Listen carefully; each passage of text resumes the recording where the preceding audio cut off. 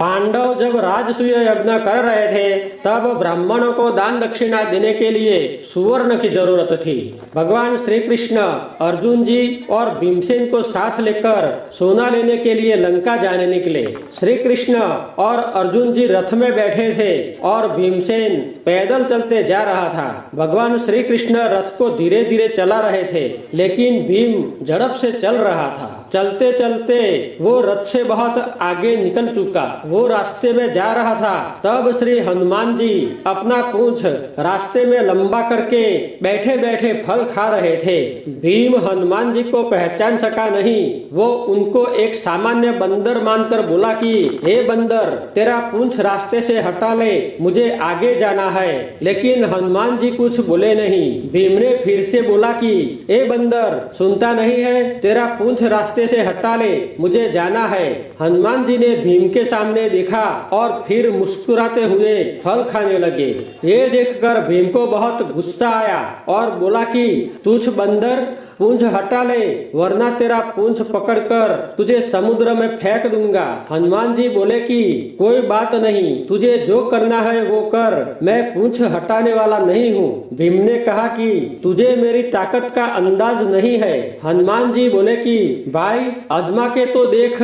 भीम अपनी ताकत पर गर्व करता हुआ हनुमान जी की पूंछ पकड़कर उठाने लगा। लेकिन ये क्या, पूंछ उठाना तो ठीक, लेकिन हिला भी नहीं। भीम ने फिर से पूंछ पकड़ा और जोर से ऊंचा करने लगा, लेकिन वो पूंछ उठा सका नहीं।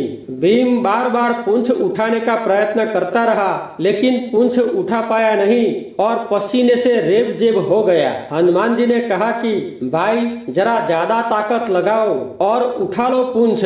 भीम मन में सोचने लगा कि ये कैसा बंदर है। वो मन से हार गया और उसका अभिमान पिघल गया। इतने में भगवान श्री कृष्ण और अर्जुन जी रथ लेकर आ पहुंचे।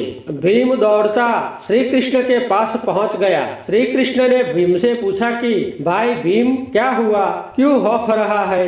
भीम सभी बात बताते हुए बोला कि प्रभु, ये कैसा बंदर है, वो अपना पूंछ रास्ते से हटाता नहीं है और मैंने पूंछ हटाने का प्रयत्न किया तो मुझसे पूंछ हिला भी नहीं। श्री कृष्ण ने भीम को समझाते हुए कहा कि ये कोई सामान्य बंदर नहीं है, ये राम भक्त महाबली हनुमान है, जाओ जाके माफी मांगो। इतने में हनुमान जी श्री कृष्ण के पास आ पहुंचे और श्री कृष्ण को वंदन करते हुए बोले कि मुझे समुद्र में फेंकने वाला कहाँ गया। श्री कृष्ण ने कहा कि हनुमान, आप किसको कहते हो, वो तो आपका छोटा भाई भीम है। हनुमान जी कहने लगे कि वो कैसे मेरा भाई, मैंने तो कभी सुना भी नहीं है कि ऐसा मेरा कोई भाई है।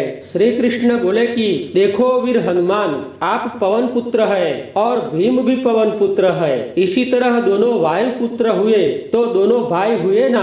अपने छोटे भाई को माफ नहीं करोगे। हनुमान जी प्रभु की बात सुनकर बहुत खुश हुए। प्रभु ने भीम को बोला कि भीम, जाओ अपने बड़े भाई से माफी मांगो। भीम ने हनुमान जी से माफी मांगी तो हनुमान जी ने भीम को गले लगा लिया और माफ कर दिया।